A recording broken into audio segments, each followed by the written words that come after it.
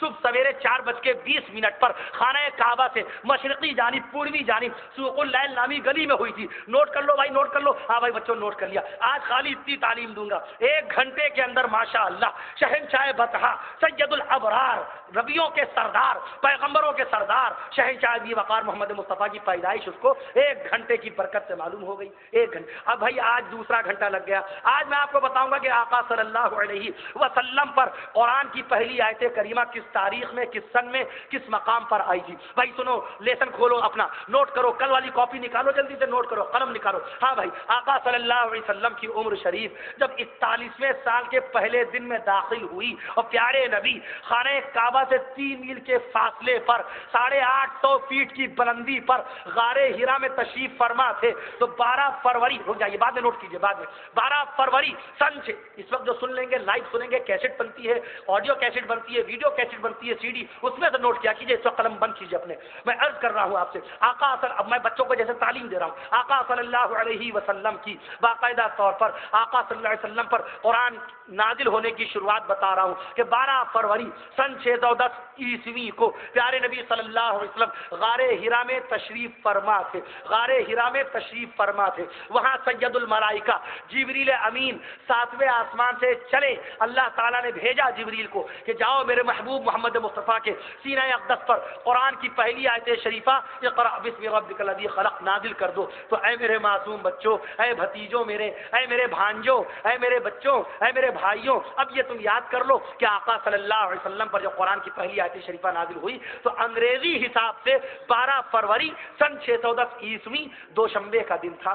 اب یہ نوٹ ہو گیا آپ کے بچوں کے پاس. اب وہ جا رہا دینی محفلوں میں. آپ کے بچے کو جب یہ بات معلوم ہو گئی، جب حضرات علماء کرام کے بیچ میں اس بچے نے اگر بیان میں کہہ دیا کہ اے تمام کے تمام سامعین حضرات، میں اس نبی کا امتی ہوں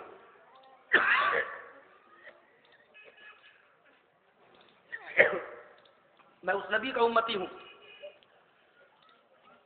جن کے اوپر قرآن کی پہلی آیت 12 فروری سن 610 عیسوی میں دوشنبے کے دن نازل ہوئی. حضرات علماء کرام کی نظر میں وہ بچہ محبوب ہو جائے گا کہ نہیں ہو جائے گا؟ علماء کرام کی نظر میں آپ کا بچہ محبوب نظر ہوگا کہ نہیں ہوگا؟ منظور نظر ہوگا کہ نہیں ہوگا؟ وہ علماء کرام اس کے لیے سورس لگا دیں گے کہ نہیں لگا دیں گے؟ بھائی اس کو نظرۃ العلماء بھیج دو، نظرۃ العلماء میں تعلیم حاصل کی، اس کے بعد بھیج دو اس کو دارالعلوم دیوبند بھیج دو، قاسمی بن گئے. ارے بھائی اس کے اندر تو صلاحیت بڑی اچھی ہے، بہت غیر معمولی قسم کی، ایکسٹرا آرڈنری قسم کی صلاحیتیں ہیں، اس کی کوالٹی الگ ہے. چلو بھائی اس کو مدینہ منورہ بھیج دو، مدینہ یونیورسٹی بھیج دو، وہاں سے اس کو فاضل بناؤ. مدینہ شریف بھیج دیا، مدینہ شریف گئے تو وہاں کے شیوخ نے، وہاں کے مدینہ منورہ کے اماموں نے کہا اس کے پاس تو محدث بننے کی صلاحیت موجود ہے، چلو اس کو جامعہ ازہر قاہرہ مصر کی یونیورسٹی بھیج دو. لیجئے آپ کے ہاں آپ کے ٹیوٹر نے، آپ کے ماسٹر نے، آپ یا خود آپ نے اپنے بچے کو ایک چھوٹی سی بات دے دی کہ آقا کی پیدائش 22 اپریل 571 عیسوی بروز دوشنبہ ہوئی اور پیارے نبی پر قرآن کی پہلی آیت 12 فروری سن 610 عیسوی بروز دوشنبہ نازل ہوئی. ان 2 باتوں کی برکت سے آپ کے بیٹے کو اللہ نے فرش سے اٹھا کر کے عرش کی بلندیوں تک پہنچا دیا. یہ برکت ہے دین اسلام کی. اسکول میں آپ کا بچہ 16 سال پڑھتا ہے، 18 سال پڑھتا ہے، پیٹ کاٹ کاٹ کر، خواہشیں مار مار کر آپ بچے کو پڑھاتے ہیں. یہ اہم اور ضروری بات ہے. میں عرض کر دوں آپ سے، بچہ آپ کا ڈاکٹر بن گیا، انجینئر ہو گیا، آپ نے 17-18 سال میں لاکھوں روپے جو اپنے بچوں پہ خرچ کیے، ان لاکھوں روپے کے بدلے آپ کے بچے میں کوئی ایسی بات پیدا ہو پائی جس سے کہ اس کو قبر میں فیض پہنچ جائے، قبر میں نفع پہنچ جائے.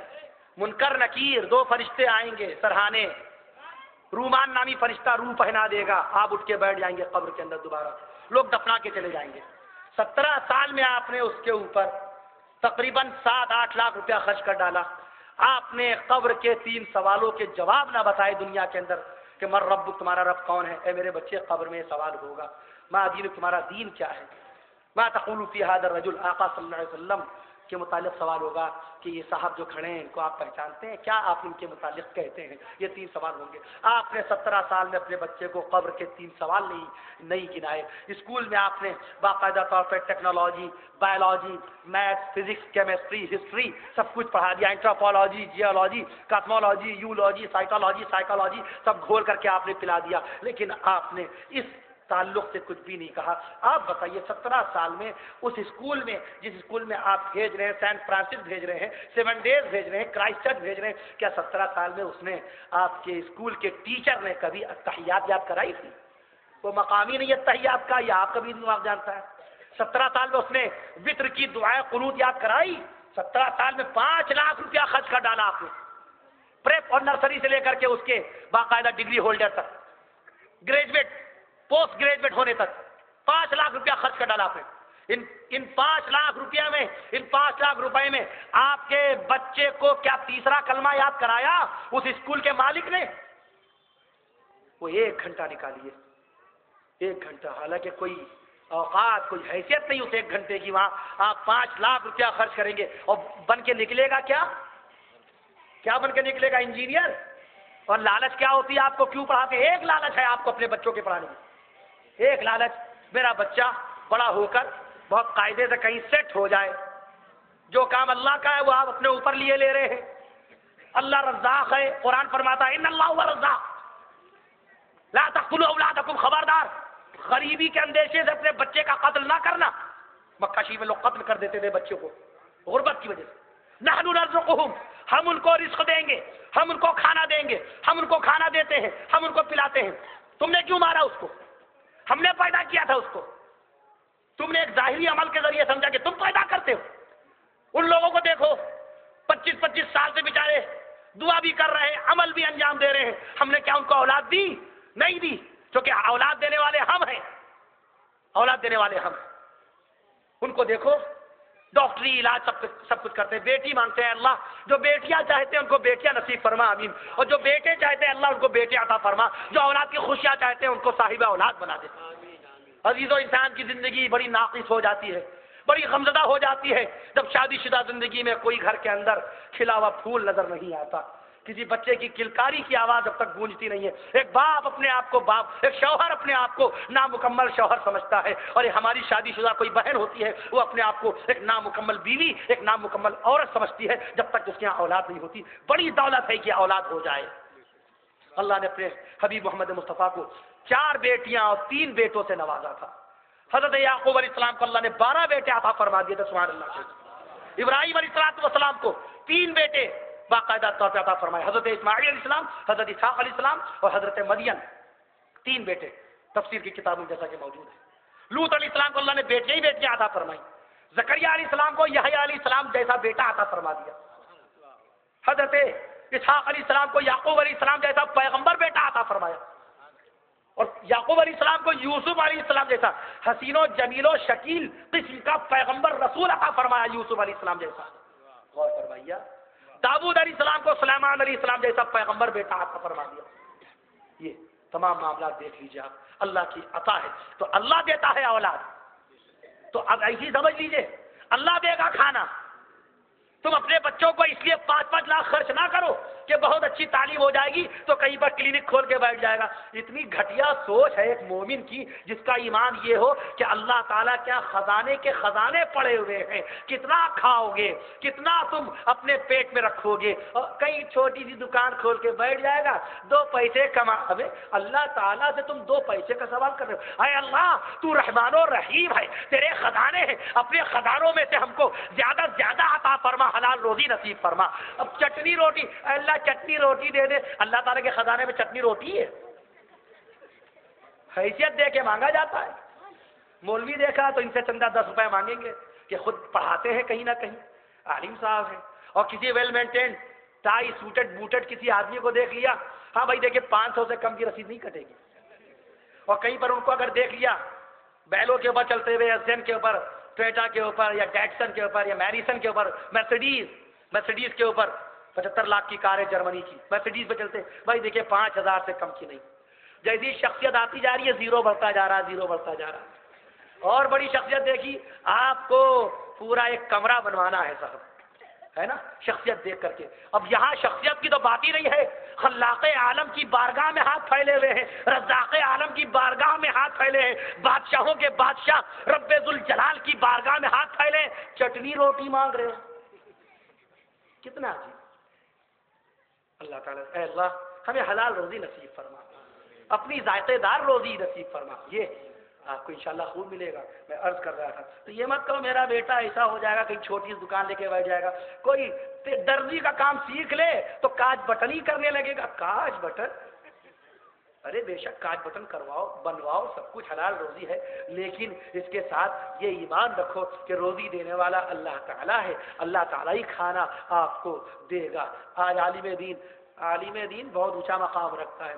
3 سال آپ کا بچہ مولوی ہو جاتا ہے، خالی 3 سال 4 سال میں اللہ تعالیٰ زندگی بھر اس کو ہر طرف عزت بخشتا ہے. مولوی صاحب آئیے مولوی صاحب بیٹھیے، سب سے پہلے آئیے مولوی صاحب تشریف رکھیے بیٹھیے. ارے بھائی پہلے کھانا مولوی صاحب کو لگاؤ. نماز جنازہ ہو رہی تو مولوی صاحب کو تلاش کیا جا رہا ہے باقاعدہ طور پر، اور گھر کے اندر معاملہ آ رہا ہے تو مولوی صاحب کو تلاش کیا جا رہا ہے، عزت کے ساتھ بٹھایا جا رہا ہے. ہر جگہ مولوی صاحب کے لیے مرغا پلاؤ، مرغ مسلم اور شامی کباب وغیرہ. اور وہ ممدو جس نے پہلی مرتبہ شیرمال بنائی تھی، آپ نے راستے میں نواب غازی الدین حیدر کا نام لے لیا تھا، اسی کے زمانے میں پہلی مرتبہ شیرمال بنی تھی 250 سال پہلے. ممدو نامی باورچی نے شیرمال پہلی بنائی تھی آپ کسی شہر لکھنؤ، قدیم لکھنؤ کے اندر. میں عرض کر دوں تو ہر جگہ شیرمال اس کو دی جائیں گی مولوی کو. میں آپ سے عرض کر دوں آپ خالی اپنا ایک بیٹا میرے ساتھ 1 مہینے کے لیے بھیج دیجئے، وہ رونے لگے گا، کہے گا مولانا صاحب کہیں سے چٹنی کھلوا دیجئے، سبزی کھلوا دیجئے، میں مرغا کھا کے تھک گیا ہوں، ارے میرے پیخانے میں سے تیتر بٹیر نکل رہے ہیں. کتنا کھائیں گے تیتر.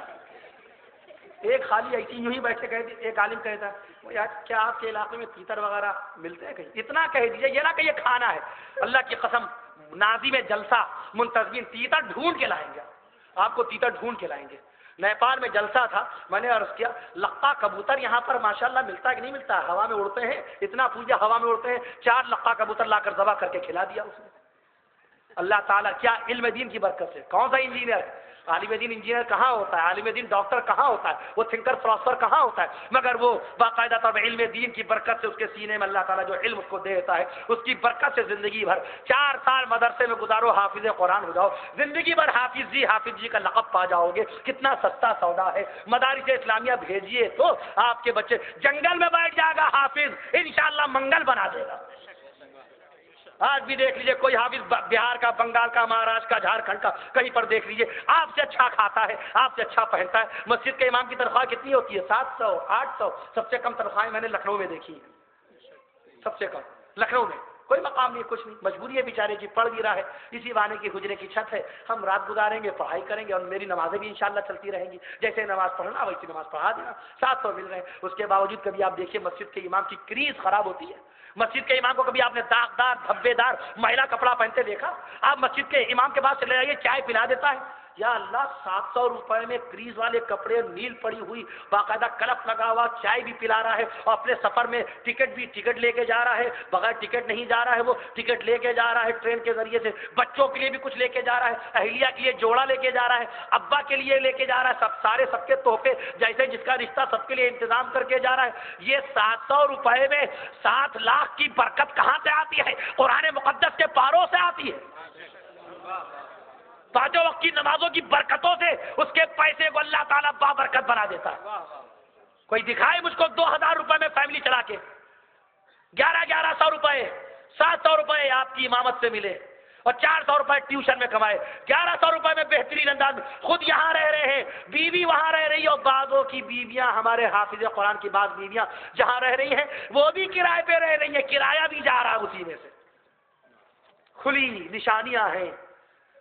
بے شک بچوں کو کوالیفائڈ کیجئے، سیولائز کیجئے، ایجوکیٹڈ کیجئے، لیکن ساتھ ساتھ علم دین کی امپورٹنس، علم دین کی اہمیت، علم دین کی. کیسے ایک عالم دین جب ہوتا ہے، اس میں کتنے ڈاکٹر ہیں ماشاءاللہ.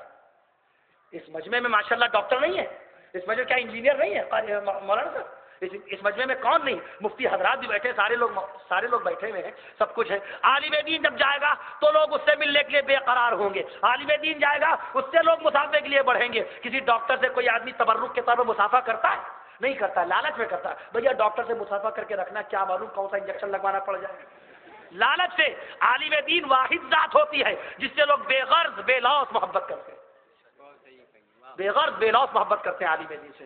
بچوں کو علماء بنائیے، آنے والا وقت علماء کا ہے، آنے والا وقت خطیبوں و مقرروں کا ہے، آنے والا وقت قرآن کے اوپر عمل کرنے والوں کا ہے، آنے والا وقت دعوت و اسلام پر تبلیغ کرنے والوں کی ترقی کا دور ہے۔ دیکھیے 29, 30, 31 کو ابھی کس طرح سائرات کی شکل میں مسلمان پہنچ گیا اعظم گڑھ سرائے میر، خاکسار بھی گیا، قاری صاحب بھی گئے، مفتیان دین بھی چلے گئے سرائے میر، حافظ قرآن بھی پہنچے جا رہے سرائے میر، قاری قرآن بھی پہنچے جا رہے تھے سرائے میر، امیر چلا جا رہا تھا سرائے میر، غریب چلا جا رہا تھا سرائے میر، اونچا آدمی چلا جا رہا تھا سرائے میر، نیچا آدمی چلا جا رہا تھا سرائے میر، موٹا آدمی چلا جا رہا تھا سرائے میر، چھوٹا آدمی چلا جا رہا تھا سرائے میر، مفتی بھاگا جا رہا تھا سرائے میر، عالم چلا جا رہا تھا سرائے میر، حافظ چلا جا رہا تھا سرائے میر، محدث چلا جا رہا تھا سرائے میر، قلندر چلا جا رہا تھا سرائے میر، فقیر چلا جا رہا تھا سرائے میر، سلام کھڑے ہو کے پڑھنے والا بھی جا رہا تھا، سلام بیٹھ کے پڑھنے والا بھی جا رہا تھا، نماز پڑھنے والا بھی جا رہا تھا،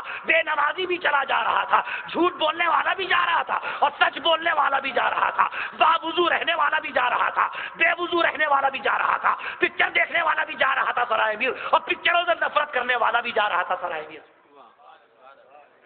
کون سا وہ اشتہار چھاپا تھا، کون سا پمفلیٹ، کون سا ہینڈس بل آپ کو ملا تھا کہ سب لوگ جمع ہو جائیں؟ بتائیے کسی نے کہیں کوئی اشتہار دیکھا؟ کسی نے اشتہار دیکھا؟ وہاں پر آپ کو پتا ہے ڈنمارک کے انگریز مسلمان پہنچے، سبحان اللہ کہہ دیجیے۔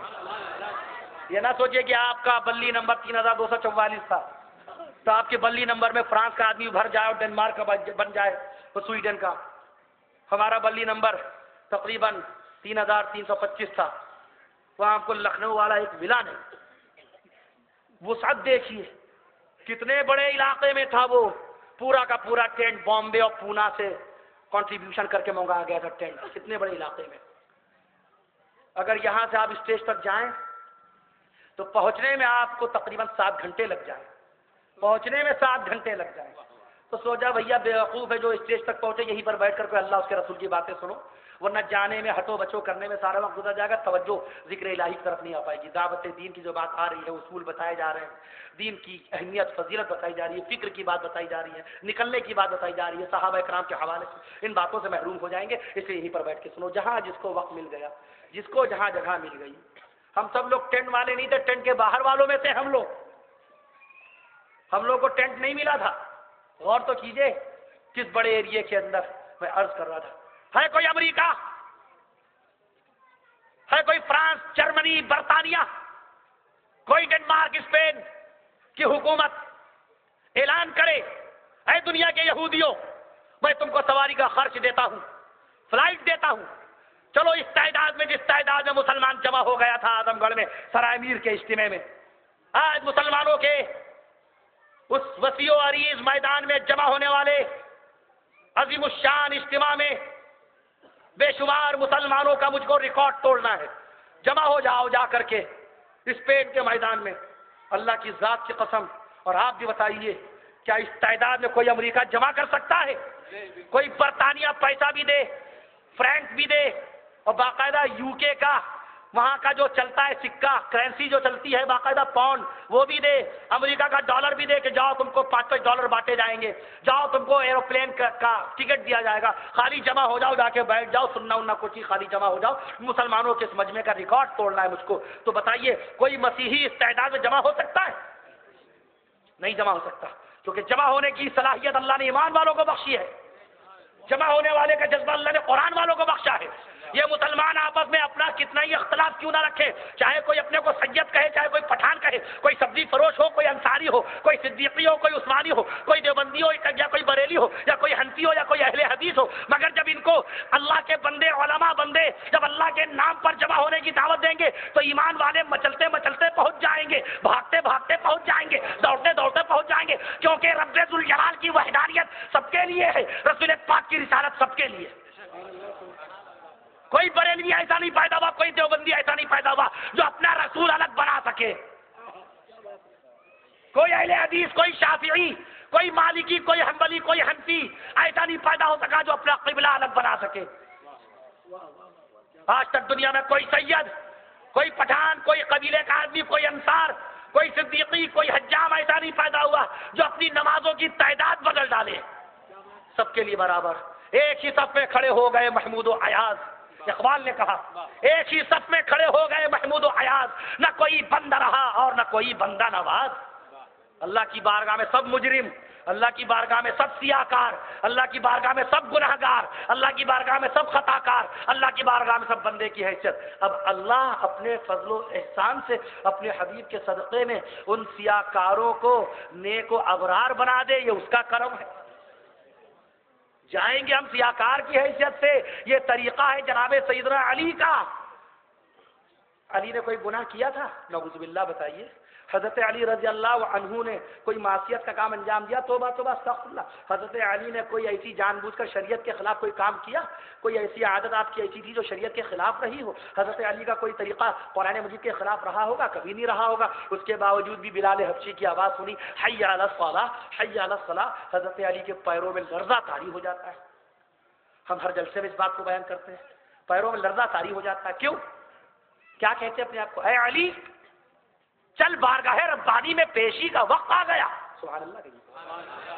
یہ نماز پیشی ہے بندہ مومن کی. پیشی کے وقت مجرم ہنستے میں نہیں جاتا. اے نوجوانوں مسجد جایا کرو ڈرتے ڈرتے، سنجیدہ ہو کر، فکر کے آثار لے کر. اللہ کی عدالت جا رہا ہوں، پتہ نہیں کیا معاملہ ہو، کیا فیصلہ ہو، پتہ نہیں میری نمازیں کہاں پر پہنچے. عرش معلّہ بہت اونچا ہے. 3500 سال کے بعد آئے گا 7واں آسمان. اس کے 3000 سال کے بعد عرش معلّہ آئے گا. کیونکہ 7ویں آسمان کے بعد ڈائریکٹ عرش معلّہ نہیں آتا، منزلیں طے کرنی پڑتی ہیں. شب معراج آقا صلی اللہ علیہ وسلم نے باقاعدہ منزلیں طے کی تھی. غالباً شب معراج کے موقع پر قاری صاحب آپ بیٹھے ہوئے تھے، ہم نے روشنی ڈالی بھی تھی.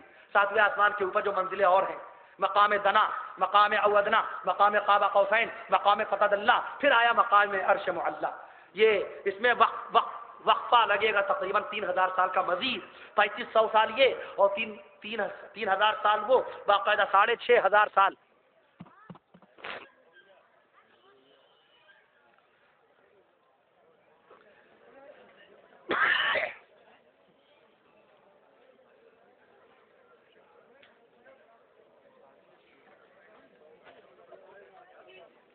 روزہ نہیں ہوتا تو ایک گل پی لیتے، چپک رہا ہے.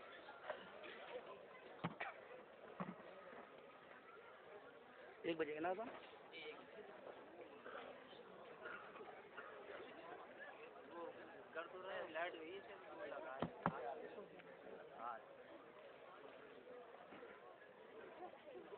نماز بڑی مشکل سے پہنچتی ہے عرش معلّہ تک.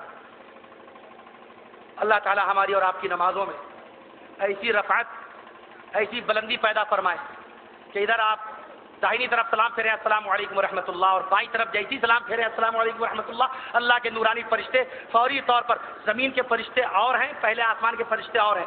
زمین کے فرشتے نماز کو پہلے آسمان کے فرشتوں کو سونپ دیتے ہیں، اور پہلے آسمان کے فرشتے دوسرے آسمان کے فرشتوں کو نمازوں کو سونپتے ہیں. لیکن ہر آسمان کے فرشتے نماز کو چیک کرتے چلتے ہیں، اور پہلے آسمان کے فرشتوں کا علم زمین کے فرشتوں سے زیادہ ہے، اور دوسرے آسمان کے فرشتوں کا علم پہلے آسمان کے فرشتوں سے زیادہ ہے، اور تیسرے آسمان کے فرشتوں کا علم دوسرے آسمان کے فرشتوں سے زیادہ ہے. تو نماز بہت چیک ہوتے ہوئے جاتی ہے. اسی لیے بیہقی شریف کی روایت ہے کہ بعض نمازیں ایسی ہیں. آواز سمجھ میں آ رہی ہے؟ ہاتھ اٹھائیے پیچھے. ماشاء اللہ، جزاک اللہ. رکھ لیجیے، پیچھے کیجیے. بعض نمازیں ایسی، آقا نے فرمایا بعض نمازیں ایسی ہیں کہ سلام پھیرا اور گندے کالے سیاہ کپڑے میں لپیٹ کر وہ نماز اس کے منہ پہ مار دی گئی. اللہ اکبر پڑھ دیجیے. بعض نمازیں ایسی ہیں. ہماری نمازیں کیسی ہوتی ہوں گی سوچیے. تو نماز میں سب کچھ فٹ ہے، پہلی سے سوچے بیٹھے ہیں کہ نماز میں ہم کو کون سی سورت پڑھنا ہے، سب سے چھوٹی کون سی سورت ہے پہلی سے سوچ لیا. انا اعطیناک الکوثر پہلی رکعت میں، اور دوسری رکعت میں قل اللہ احد، اور رکوع میں 3 ہی مرتبہ سبحان ربی العظیم کہنا ہے. سبحان ربی العظیم، سبحان ربی العظیم، سبحان ربی العظیم، اللہ اکبر، ختم. لگتا 4تھی مرتبہ یا 5ویں مرتبہ اگر سبحان ربی العظیم کہہ دیا تو امریکہ گولی مار دے گا. سجدے میں گئے سبحان ربی الاعلیٰ، سبحان ربی الاعلیٰ، سبحان ربی الاعلیٰ، اللہ اکبر. ارے بھول سے کبھی 5 مرتبہ سبحان ربی الاعلیٰ کہہ دو، کبھی 7 مرتبہ کہہ دو، کتنا وقت لگے گا؟ اپنے رب سے ملاقات کر رہے ہو، اس کنجوسی کے ساتھ ملاقات۔ ابھی وہ پیشاب کر کے پانی نہ لینے والا، 2.5 انچی کا سینہ رکھنے والا ہندوستان کا وزیر اعظم، prime minister of India mister Manmohan Singh ابھی آپ کو بلائے، آپ چاہیں گے زیادہ سے زیادہ دیر تک ہم کو بیٹھائے، زیادہ سے زیادہ دیر تک اپنا ٹائم دے۔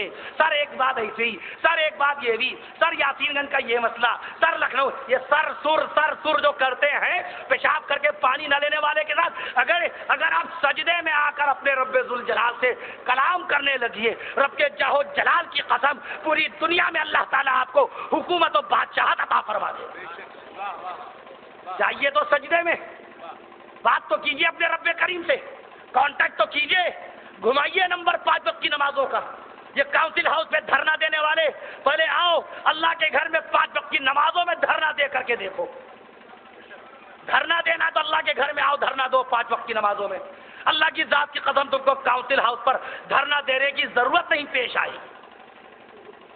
میں عرض کر رہا تھا آپ سے 1927 7 نفر، مولانا الیاس رحمۃ اللہ علیہ، مولانا الیاس رحمۃ اللہ علیہ، دبلے پتلے آدمی، 7 نفر لے کر چلے 1927 میں۔ آج ماشاءاللہ سرائے میر میں جب جمع ہوئے لوگ،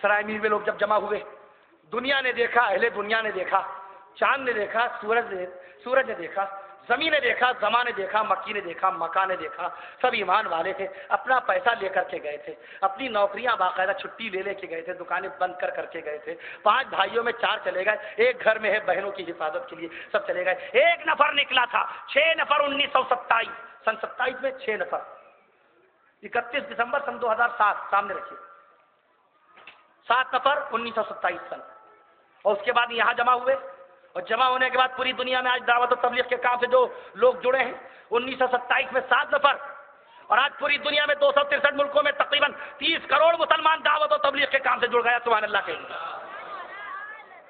30 کروڑ دعوت و تبلیغ کے کام سے جڑ گیا۔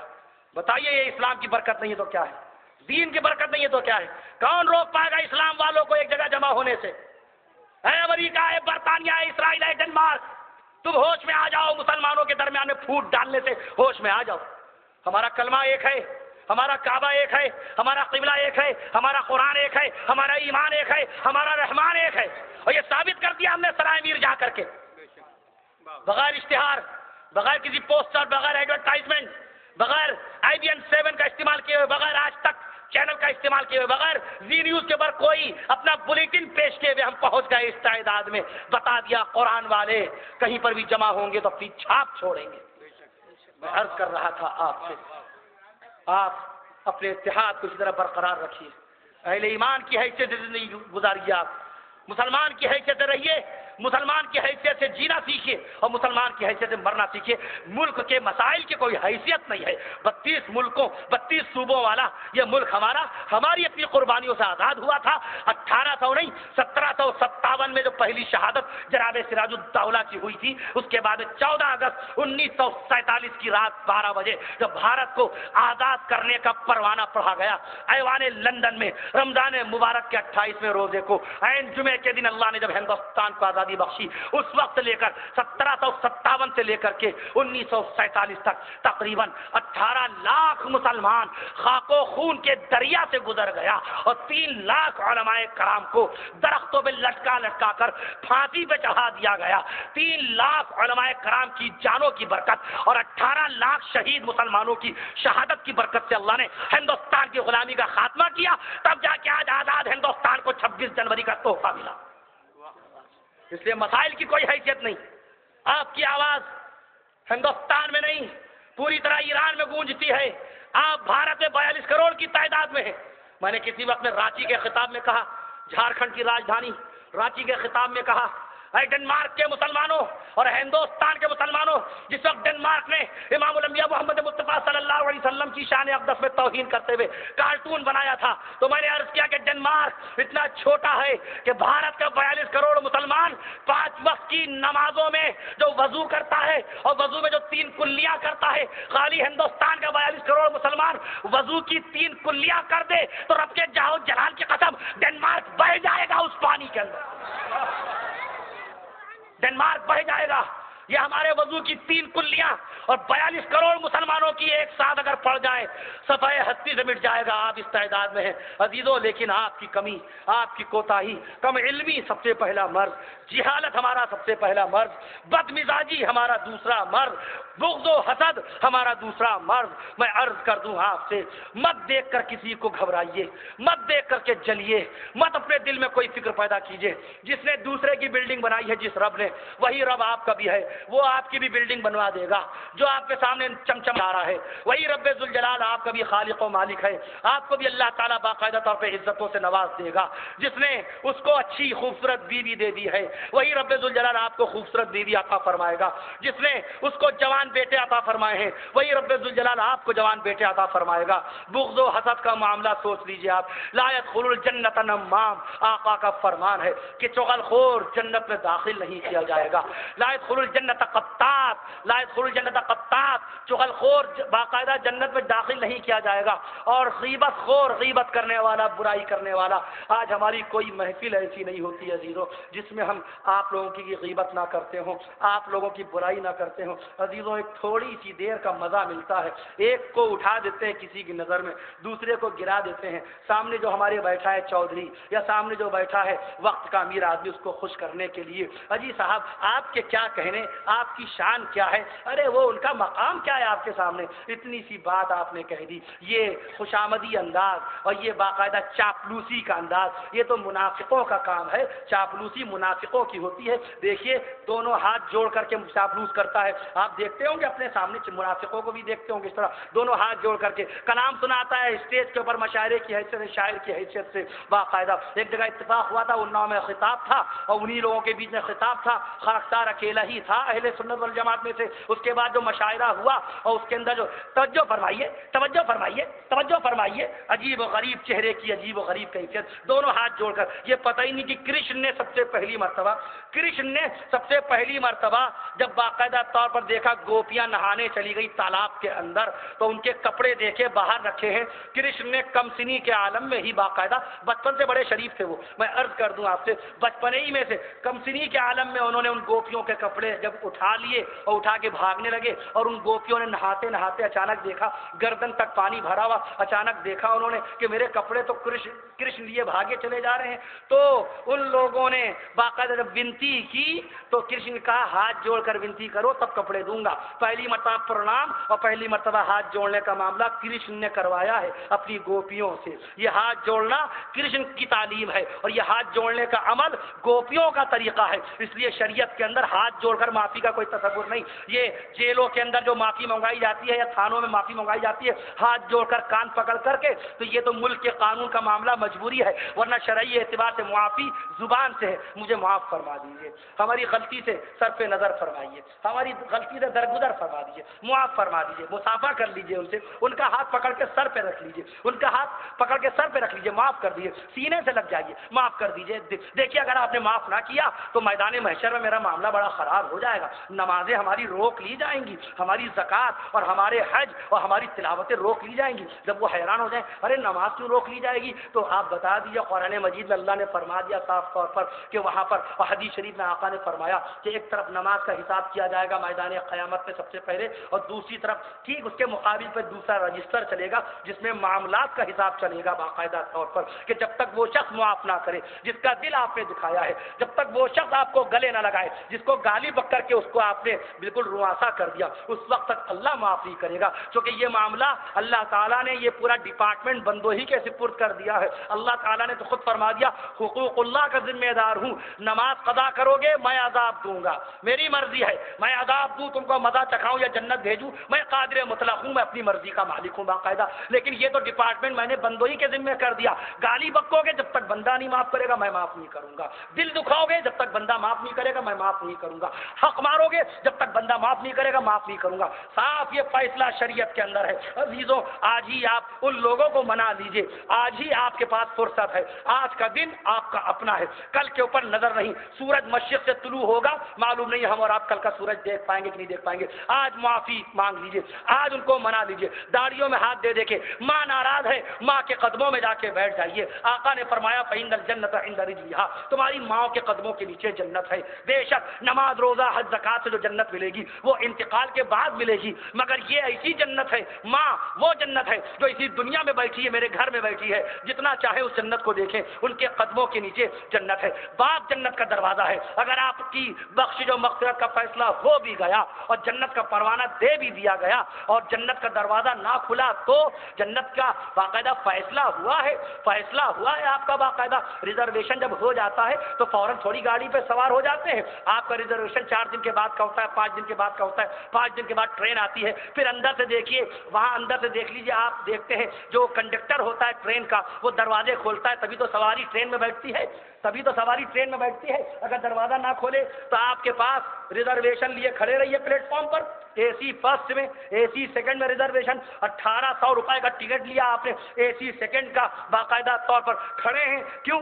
ٹرین کا بوگی کا دروازہ ہی نہیں کھولا اندر سے۔ یہ میں نے اس لیے بتا دیا کہ اگر بخشش ہو بھی گئی اور جنت الفردوس کا دروازہ ہی دیکھ کے آپ کو بڑی خوشی ہوگی، اب بے چین ہوں گے، آپ بے تاب ہوں گے، مچھلی کی طرح تڑپیں گے، اے اللہ تیری جنت کا دروازہ اتنا حسین و جمیل ہے، تیری جنت کا دروازہ اتنا خوبصورت ہے، تیری جنت کا دروازہ اتنا دلکش ہے، تو یہ جنت اندر سے کتنی حسین ہوگی، اندر کی حوریں کیسی ہوں گی، اندر جو دودھ کی نہریں بہ رہی ہیں ان کا ذائقہ کیسا ہوگا، اور باقاعدہ شہد کی نہروں کا منظر کیا ہوگا، حوریں جن کی پنڈلیوں کا گودا، رسول پاک نے بتایا پنڈلیوں کا گودا چمکتا ہوگا جیسے نئے صاف و شفاف شیشے کے گلاس میں شربت کا رنگ چمکتا ہے، ویسے ہی حوروں کا پیروں کا گودا چمکے گا، آپ بے چین ہو جائیں گے جنت کے دروازے پہ پہنچ کر کے، آپ کو وہیں جو خوشبو ملے گی جنت کی اسی میں آپ بالکل بے ہوش ہو جائیں گے، لیکن بے چینی اللہ دے دے گا کہ جنت کا دروازہ کھلے تو دیکھو کیا منظر ہوتا ہے، اور دروازہ کھلے گا نہیں، کیوں؟ ابا ناراض تھے،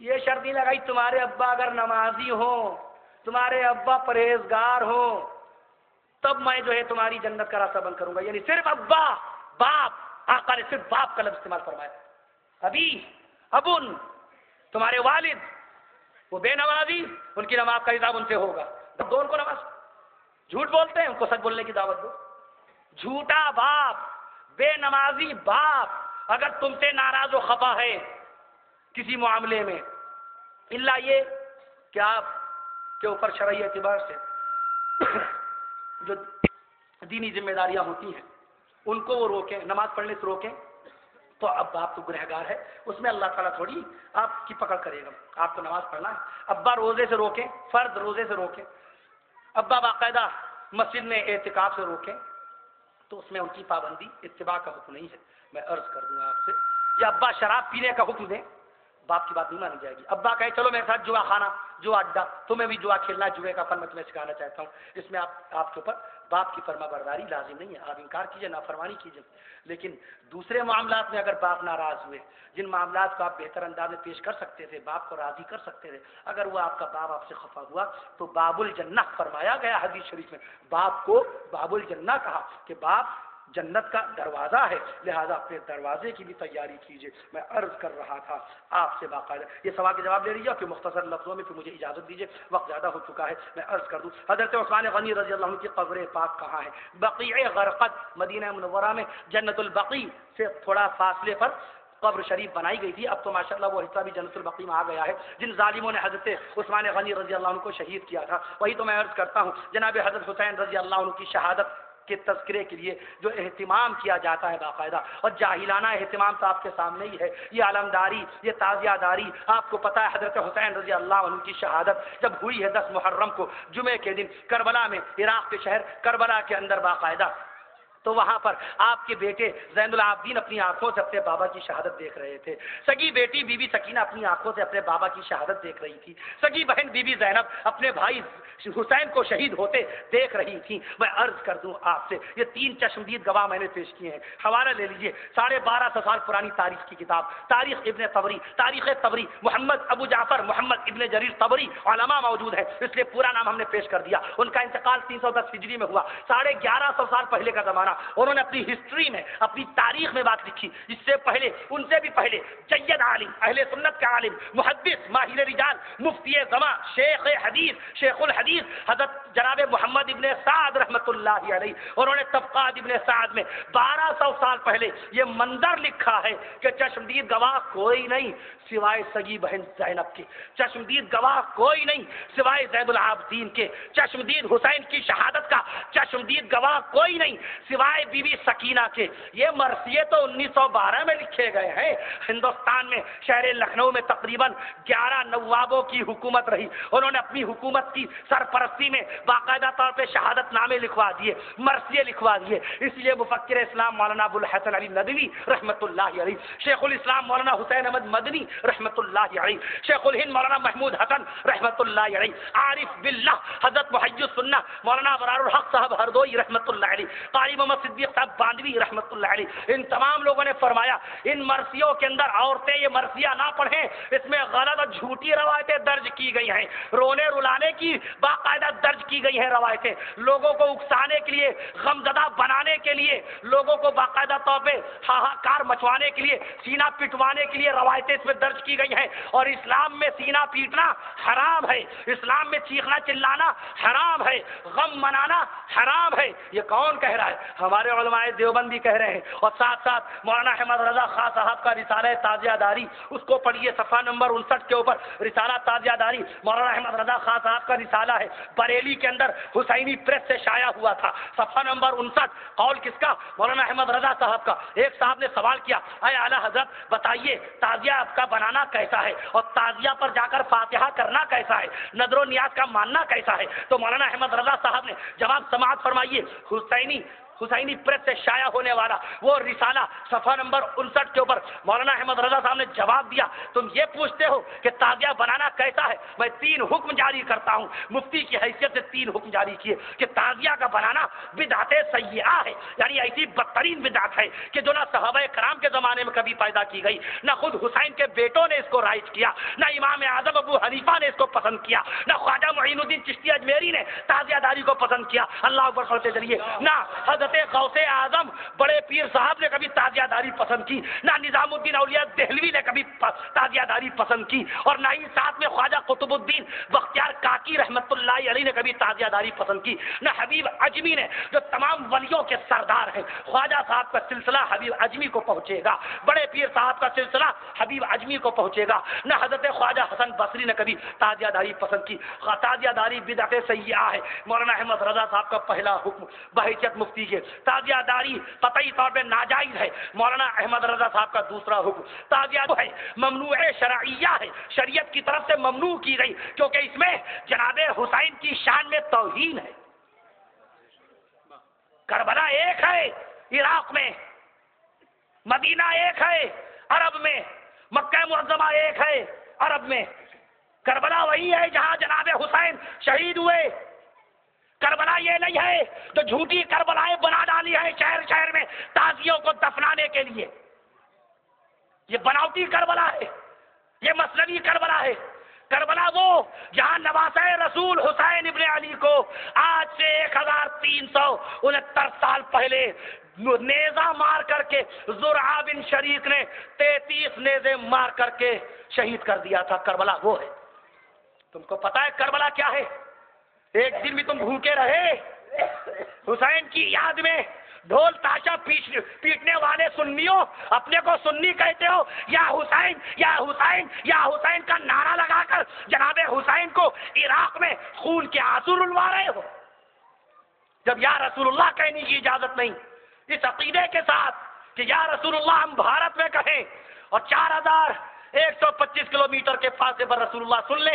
इस अकीदे के साथ जिसने कह दिया तो मुल्ला अली कारी और बहरुर राइक, फतावा शामी, तमाम अहले सुन्नत वल जमात, हमारे जितने भी अहले सुन्नत वल जमात उलमा हैं, इनके फतवे में कतई तौर पे लिख दिया कि ममनू है, नाजायज है, हराम है। जिसने ये सोच कर या रसूलुल्लाह कहा कि यहाँ हमने कहा वहाँ सुन लिया रसूलुल्लाह ने। जब रसूल पाक के लिए शरीयत के अंदर कानून आया, ये इस्लामी कानून की किताबें हैं, इसके अंदर कोई भी किसी मसलक का मामला नहीं चलेगा। हनफी की किताबें हैं, बरेली और देवबंदी की किताबें, नदवी की किताबें हैं, ये इसमें नहीं चलेगा। ये डायरेक्ट ये वो किताबें जिस पर ईमान हर तबके के उलमा का है। बहरुर राइक, फतावा आलमगीरी, दुर्रे मुख्तार, फतावा शामी, अल्लाह अकबर, हिमालय पहाड़ छोटा है, ये किताबें बड़ी और ऊंची हैं। सुभान अल्लाह के उलमा बैठे हैं, जानते हैं कि कोई फतवा आपका इन किताबों के बगैर लिख नहीं सकता हमारा कोई मुफ्ती। उन किताबों के हवाले इब्ने कसीर, इब्ने जरीर, फथुल कदीर, बहरुर राइक, कंजुद दकाइक, फतावा शामी, दुर्रे मुख्तार,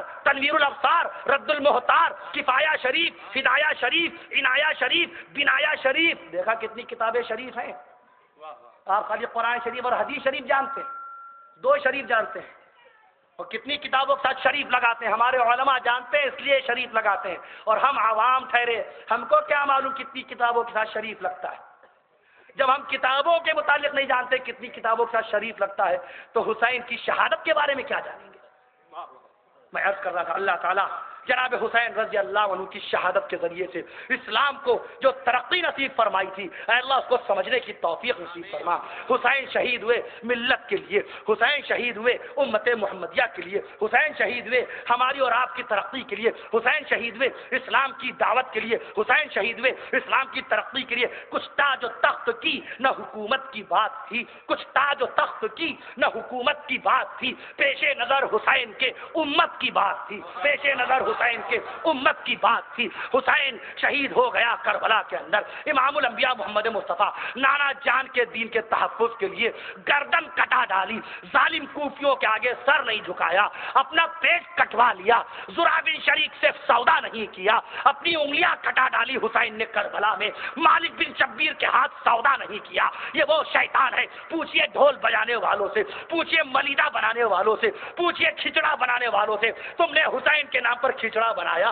भूखों को खिलाने के लिए अच्छी बात है, भूखों को खिलाने के लिए बनाया तो अच्छी बात है, मिस्कीनों को खिलाने के लिए बनाया तो अच्छी बात है। लेकिन अगर ये सोच के बनाया कि हुसैन करबला में भूखे थे और हम यहाँ खिचड़ा बनाए, तो शरीयत तुम्हारे मुंह में हाथ डालकर तुमसे कहेगी कि हुसैन बाद में शहीद हुए।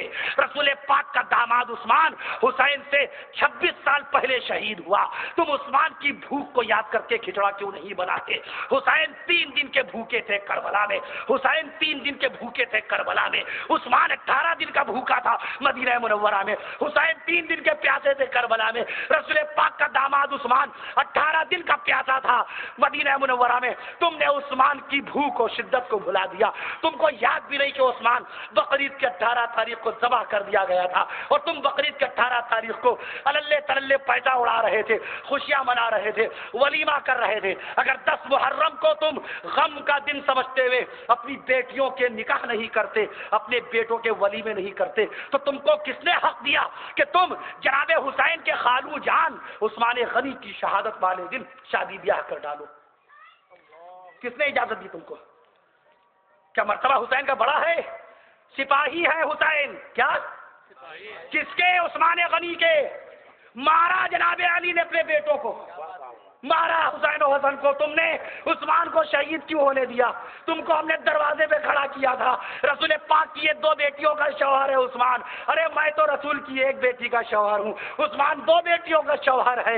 मुझसे पहले रसूलुल्लाह का ये दामाद बना, मुझसे पहले उस्मान ने हिजरत की, मुझसे पहले उस्मान को जन्नत की बशारत मिली। जाओ ऐ हुसैन और हसन, उस्मान के दरवाजे हुजरे पे खड़े हो जाओ, बलवाइयों को पहुंचने नहीं देना। लेकिन जालिम बलवाई कौन? किनाना बिन बिश्र, यजीद का नाम घर घर पहुंचा दिया, उस्मान के कातिलों का नाम किसी ने बताया तक नहीं। किनाना बिन बिश्र शैतान, गाफिकी बिन हर्ब, मदीना मुनव्वरा में दहशत पैदा करके कर्फ्यू का माहौल कायम कर दिया, हटा दिया उस्मान गनी को मस्जिद नबी शरीफ से। रसूल पाक के مسلح سے اللہ تعالی ہمیں اور آپ کو شہادت کا مقام سمجھنے کی توفیق نصیب فرمائے۔ جو روزہ آپ نے رکھا ہے حضرت موسیٰ علیہ السلام کے سلسلے سے آقا صلی اللہ علیہ وسلم تک پہنچا، یہ روزہ آقا نے اس وقت رکھا تھا جبکہ جناب حسین کی پیدائش نہیں ہوئی تھی۔ حضرت حسین رضی اللہ عنہ کی پیدائش سے 5 سال پہلے رسول پاک نے یہ روزہ رکھا تھا۔ اللہ تعالی ہمیں اور آپ کو عمل کی توفیق نصیب فرمائے۔ السلام علیکم ورحمۃ اللہ وبرکاتہ۔ قرآن شریف کا کچھ حصہ پڑھ کے حضرت حسین رضی اللہ عنہ اور شہدائے کربلا، شہدائے بدر و احد کو بخش دیجیے گا۔ سوال آیا ہے کہ جناب حضرت حسین رضی اللہ عنہ کی قبر شریف کہاں ہے؟ حضرت حسین رضی اللہ عنہ کا مزار اقدس عراق کے شہر کوفہ کے قریب کربلا نامی بستی میں ہے، اور حضرت زین العابدین نے نماز جنازہ پڑھائی تھی اور تمام شہدائے کربلا کو وہیں پر دفن کیا گیا تھا۔ اور آپ کے ساتھ جو لوگ شہید ہوئے تھے شہدائے کربلا میں سے، ان میں سے ایک تھے جناب حضرت بریر، دوسرے تھے حضرت بشیر، تیسرے تھے حضرت جریر، چوتھے تھے حضرت زبیر۔ یہ زبیر صحابی رسول نہیں، یہ کربلا میں سپاہی تھے حضرت حسین کے۔ اور یہ سن کے حیران ہو جائیں گے، یہ ذرا سے مسالے دار ایک معلومات لے لیجئے کہ آج یزید کے نام کو جو برا بلا کہتے ہیں، حضرت حسین رضی اللہ عنہ کے ساتھ جو 72 شہید ہوئے تھے، غور سے سنیے، حضرت حسین رضی اللہ، کھلا چیلنج دے دیجیے گا 2 لاکھ کے مجمع میں سب کو، 2 لاکھ روپیہ انعام بھی رکھ دیجیے گا، بات غلط ہو جائے کفیل اشرف کی گردن کاٹ دیجیے گا، میں انشاءاللہ لکھ دوں گا، آپ کو پھانسی نہیں ہوگی۔ کہ کربلا میں جو لوگ شہید ہوئے تھے 72، اس میں 2 سپاہی حضرت حسین کے یزید نامی تھے۔ بات سمجھ میں آئی؟ کربلا میں جو لوگ شہید ہوئے 72، ان 72 میں یزید نام کے بھی 2 سپاہی تھے جو جناب حسین کی محبت میں بھوک اور پیاس کے عالم میں لڑ رہے تھے، اور بالآخر انہوں نے بھی جام شہادت نوش کیا۔ یزید نام برا گندا، تو حسین نے کیوں نہیں بدل لیا اپنے ان سپاہیوں کا؟ سویرے جنگ ہونے والی ہے، رات میں خیمے میں سب کو جمع کیا، خطبہ دیا، اللہ کی حمد و ثنا پڑھی کہ کل حق اور باطل کا مقابلہ ہوگا۔ اسی میں یزید ابن مثبت بھی بیٹھے، اے حسین ابن علی ہم بھی لڑیں گے، ہمیں بھی موقع دیجیے گا اللہ کی راہ میں لڑنے کا۔ اچھا، اسی میں یزید ابن زیاد بیٹھے، یزید ابن زیاد دوسرے، 2 یزید نام کے سپاہی، اسی میں حضرت حر، اسی میں حضرت مصعب، اسی میں حضرت بلال۔ یہ بلال مؤذن رسول نہیں ہے، ان کا انتقال بہت سال پہلے ہو گیا تھا، ان کے 41 سال کے بعد کربلا میں یہ دوسرے بلال تھے، حضرت حسین کے خیمے میں سپاہی۔ تو حضرت حسین کی سپاہیوں میں کون کون تھے؟ حضرت زبیر، حضرت زہیر، حضرت بلال، حضرت ہلال، حضرت سعید، حضرت یزید ابن زیاد، یزید ابن مثبت، زرنامہ، حضرت زرنامہ یہ بھی شہید ہوئے ہیں باقاعدہ کربلا میں، حضرت بشیر، حضرت جریر، حضرت بریر، یہ سب کے سب شہید ہوئے کربلا میں۔ دیکھیں کربلا میں 11 شہید تو ایسے ہی آ گئے، اور دوسرے حضرت علی اصغر 12ویں، علی اکبر 13ویں، اس طرح سے باقاعدہ غور تو کیجئے۔ ہمارے اہل سنت والجماعت علماء کرام ایک ایک شہید کربلا کا نام لیتے ہیں، اور جب بخشتے ہیں تو نام لے لیتے ہیں سب کا، خالی حضرت حسین رضی اللہ عنہ کا ہی نام نہیں لیتے۔ میں عرض کر رہا تھا چشمدید گواہ تھے جناب حضرت زین العابدین اور بہن بی بی زینب، انہوں نے اپنے بھائی حسین کے نام پر کبھی کوئی تعزیہ کھڑا نہیں کیا، علم نہیں کھڑا کیا، حالانکہ 31 سال تک زندہ رہے۔ سگے بیٹے کون؟ حسین کے سگے بیٹے جنہوں نے اپنی آنکھوں سے اپنے بابا کی دردناک شہادت دیکھی تھی۔ یہاں کون ہے جو گواہ ہے جو جناب حسین کو شہید ہوتے دیکھ رہا ہے؟ میں عرض کر رہا تھا آپ سے زین العابدین 31 سال تک زندہ رہے، یعنی 31 مرتبہ محرم آیا کہ نہیں آیا؟ 31 سال میں 31 مرتبہ محرم آیا ہوگا، اور 31 محرم میں 31 مرتبہ 10 محرم آئی ہوگی کہ نہیں؟ کیا کوئی مائی کلال دنیا کا مورخ، کوئی اتہاس کار، کوئی فلاسفر، کوئی رائٹر، کوئی محدث، کوئی مفتی بتا سکتا ہے کہ ان 31 محرم جو زندہ رہے زین العابدین حسین کی شہادت کے بعد انہوں نے اپنے بابا حسین کے نام پر کوئی تعزیہ کھڑا کیا ہو، کوئی علم کھڑا کیا ہو، کوئی ڈھول تاشا کیا ہو، کوئی ملیدہ بانٹا ہو، سب کچھ کیا ہو؟ میں عرض کر رہا ہوں آپ سے باقاعدہ طور پہ سگی بہن سکینہ نے کہا اپنے بابا حسین کی شہادت کے بعد، یہ لکھا ہوا ہے تاریخ طبری میں، امام اہل سنت مولانا عبدالشکور فاروقی رحمۃ اللہ علیہ نے اپنی کتابوں میں لکھا ہے، ہمارے اکابر علماء دیوبند نے یہی سب تحریر فرمایا کہ بی بی سکینہ نے فرمایا اپنے بابا کی ناش کی طرف انگلی کر کے حضرت حسین رضی اللہ عنہ کا جسم شریف زمین کے اوپر ہے، اور کہہ رہی ہیں کہ اے ظالموں، اے کوفیوں، کل جب میرے بابا حسین خطبہ دے رہے تھے اور تم سب سے بات کر رہے تھے، ہم نے اپنے بابا کی بات اپنے کانوں سے سنی ہے، میرے بابا کہہ رہے تھے کہ تم ظالم کوفیوں نے مجھ کو یہاں پھنسایا ہے، تم کوفیوں نے مجھ کو یہاں پر بلایا ہے، جھوٹے جھوٹے خط لکھ کر کے، ارے میں تو چلا تھا مدینہ منورہ سے مکہ معظمہ کی طرف حج کرنے کے لیے، تم ظالموں نے مجھے حج نہیں کرنے دیا اور مجھ کو بہلا پھسلا کر کے یہاں پر بھیج دیا۔ حسین جب چلے تھے مکہ معظمہ سے خط دیکھ کر کے کہ کوفے والوں میں وفاداری آ گئی ہوگی، کوفے والوں میں سچائی آ گئی ہوگی، تو قریبی آ گئے عبداللہ ابن عباس رسول، اے حسین ابن علی، کوفے والوں کے ارادے اچھے نہیں ہیں، وہ منافق قوم ہے، اس کی بات نہ آئیے۔ دیکھیے آپ کے بابا کو آج سے 21 سال پہلے حضرت علی کو عین کوفے کی جامع مسجد میں فجر کی نماز پڑھاتے پڑھاتے شہید کر دیا تھا۔ یہ وہی قاتل ہیں، یہ قاتل علی ہیں، یہ لہذا آپ کے ساتھ رحم نہیں کریں گے، غداری کر جائیں گے، اور وہی کام ہوا۔ ابو ایوب انصاری نے روکا، عبداللہ ابن عباس نے روکا، حضرت ابو ہریرہ رضی اللہ عنہ نے روکا، عبداللہ ابن عمر نے روکا۔ یہ سب بڑے درجے کے صحابی ہیں کہ نہیں ہیں؟ علماء جانتے ہیں کتنے بڑے درجے کے صحابہ ہیں، سب نے آگاہ کیا، مگر جناب حسین رضی اللہ عنہ کے ساتھ ان ظالموں نے دھوکہ کیا۔ حسین ان کی سادگی میں آ گئے، حسین ان کی جھوٹی بناوٹی باتوں میں آ گئے کہ نہیں میں اللہ کے دین کو پھیلانے کے لیے جاؤں گا اور ظالم کوفیوں سے اور باقاعدہ طور پہ ظالم لوگوں سے میں جہاد کروں گا، لیکن یہاں آ کر ان کے ساتھ غداری کی گئی۔ بی بی سکینہ نے کہا میرے بابا کل کہہ رہے تھے، میرے بابا نے خود کہا تھا کہ تم نے لا کے پھنسایا، اے کوفیوں تم نے مارا میرے بابا کو۔ بی بی زینب نے یہ انگلی اٹھائی، کہا تم نے مارا، اے زرعہ تو قاتل ہے میرے بھائی حسین کا، اے سنان تو نے مارا میرے بھائی کو تلوار، اے مالک بن شبیر تو نے میرے بھائی کی انگوٹھی لوٹی تھی۔ زین العابدین نے فرمایا اے کوفے کے منافقوں تم نے میرے بابا حسین کی گردن کاٹی ہے۔ یہ سگے بیٹے زین العابدین تو یہ فیصلہ دے کہ اے کوفیوں تم نے مارا، یہ یزید کا نام کہاں سے آ جاتا ہے؟ سگی بہن زینب تو کہیں اے کوفیوں تم نے مارا، انہوں نے تو یزید کا نام بھی نہیں لیا۔ پڑھیے تاریخ اسلام، پڑھیے مولانا علی میاں کی کتابیں، پڑھیے مولانا عبدالشکور فاروقی رحمۃ اللہ علیہ کی کتابیں پڑھیے۔ سگی بیٹی سکینہ کہہ رہی ہے تم نے مارا میرے بابا کو۔ سارے لوگ یہ کہہ رہے ہیں بیٹے یہ بیان جو چشمدید ہیں، آپ کا اور ہمارا کوئی تعلق نہیں کربلا کے دور سے، ہم اور آپ کربلا کے واقعے کے تقریباً 4,84,617 دن کے بعد آج یہاں جمع ہوئے۔ سبحان اللہ کہہ دیجیے، کتنے دن کے بعد؟ 4,84,617 دن کاؤنٹ کیے ہوئے ہیں یہ دن۔ اتنے دن میں نہ معلوم کیا کیا فرقے پیدا کر دیے گئے۔ اے اللہ ہمیں ایسا کام کرنے کی توفیق نصیب فرما جس سے جناب حسین رضی اللہ عنہ کی روح مبارکوں کو خوشیاں نصیب فرما، روح مبارکوں کو خوشیاں نصیب ہو جائیں۔ حضرت حسین نے توحید کے لیے جو اپنی جان پیش کی، ملت اسلامیہ کو زندہ رکھنے کے لیے جو جان پیش کی، اے اللہ ہمیں اس قربانی کی قدر کی توفیق نصیب فرما۔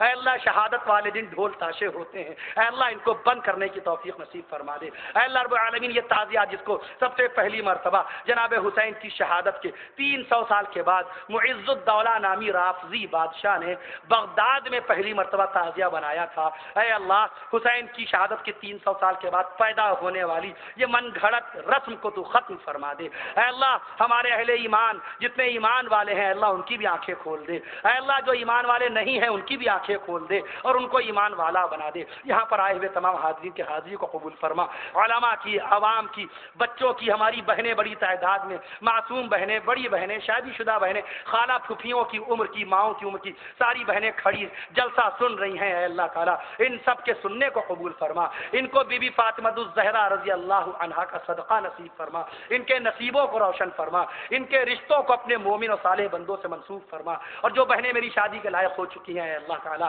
ان کو شادی کے بعد کی خوشیاں نصیب فرما، اے اللہ تعالیٰ جو قرض دار ان کا قرض ادا ہو جائے۔ عالم اسلام میں اے اللہ جنگ بدر میں شہید 14 صحابہ کرام کے درجات جس طرح تو نے بلند کیے ہیں، اے اللہ رب العالمین 14 صحابہ کرام کی برکتوں سے اس دعا کو قبول فرما۔ جنگ احد کے اندر 70 صحابہ کرام شہید ہوئے تھے، اے اللہ تعالیٰ یہ سب کے سب حضرت حسین کی شہادت سے پہلے ہوئے، اے اللہ ان سب کو بھی یاد کرنے کی ہمیں توفیق نصیب فرما، ان کے طفیل میں دعا کو قبول فرما۔ جنگ خیبر میں 92 صحابہ کرام شہید ہوئے، اے اللہ ان کے صدقے میں ہماری دعائیں قبول فرما۔ اے اللہ رب العالمین بابری مسجد کی شہادت کے موقع پر جو مسلمان شہید ہوئے اللہ تعالیٰ ان کو اعلیٰ مقام نصیب فرما، اے اللہ ان کی بخشش و مغفرت فرما۔ گجرات میں جو قیامت ٹوٹی ہے اللہ شہدائے گجرات پر جو گجرات میں مسلمان شہید ہوئے اے اللہ تعالیٰ ان کے درجات بلند فرما، ان کی بخشش و مغفرت فرما۔ آج بھی کشمیر کے اندر، پاکستان، عراق کے اندر، فلسطین میں جہاں کہیں کوئی شہید ہو رہا ہو اے اللہ تعالیٰ اس کو مقام شہادت نصیب فرما اور اس کے درجات بلند فرما، قبر میں کروٹ کروٹ سکون نصیب فرما۔ یہ ہمارے بھائیوں کے مرحوم شدہ جو رشتہ دار ہیں، اگر کسی کی ماں، کسی کے بھائی، کسی کے والد، کسی کی بہنیں، کسی کے پھپھا پھپھی اس دنیا سے رخصت ہو چکے ہوں، معصوم بچے رخصت ہو چکے ہوں، اے اللہ ان سبھی حضرات کی بخشش و مغفرت فرما، قبر میں کروٹ کروٹ سکون نصیب فرما، قبر میں دیدار رسول صلی اللہ علیہ وسلم نصیب فرما، میدان محشر میں اپنی رحمتوں کا سایہ نصیب فرما۔ ہمارے جو بھائی روزے سے ہیں اللہ، جو بہنیں روزے سے ہیں اللہ ان کے روزوں کو قبول فرما۔ اے اللہ رب العالمین اس دعا کو محض اپنے فضل و کرم سے بطفیل نبی مکرم صلی اللہ علیہ وسلم، بطفیل رسول آخر صلی اللہ علیہ وسلم قبول فرما، قبول فرما، قبول فرما۔ جزا اللہ الله عنا محمدا ما هو اهله صلى الله عليه وسلم سبحان ربك رب العزه عما يصفون وسلام على المرسلين والحمد لله رب العالمين. السلام علیکم. مسافر کے لیے منع کر بھائی مسافر کے لیے آپ کو حضرت مولانا کھول دو بھائی سے آواز کو.